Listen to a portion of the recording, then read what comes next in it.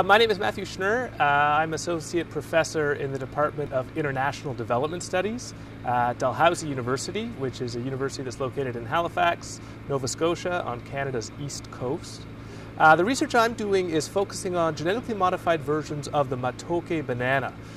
This is a different banana than most of us are used to. It's a cooking banana that's eaten primarily throughout Uganda. It's by far the most important carbohydrate staple there. And genetically modified matooke, it hasn't been commercialized, but it is under experimentation. And so our research is really designed to try to assess and measure how appropriate these genetically modified versions of matooke are, given the ecological and political and cultural context of the farmers who are the intended beneficiaries. So we've been doing research, talking to farmers from across the country, trying to get a sense of what they think are the benefits and the risks of these technologies. We completed data collection a few months ago, and we're starting preliminary data analysis.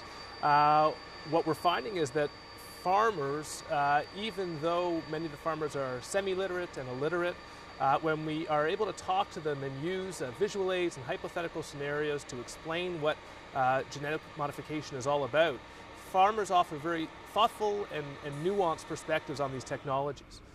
We found a lot of farmers who are voicing optimism, who are very keen on genetically modified matooke, particularly versions that are resistant to some of the most pernicious pests and diseases that are really ravaging the countryside. But we also find that certain types of farmers are more enthusiastic than others. We found that farmers who have larger farms, farmers who are in a certain part of the country more commercialized, are more enthusiastic than smaller scale farmers who are subsistence oriented. And we've also really underlined how important it is not just that the technology respond to farmers' priorities and concerns, but also that there's an investment in the context in which the technology operates. So that means distribution networks, access to credit, and this type of thing. And so the ultimate goal of our project is really bring to the fore farmers' perspectives on these technologies. The ultimate goal to create new technologies and new experimental programs and new policies that reflect farmer priorities and concerns.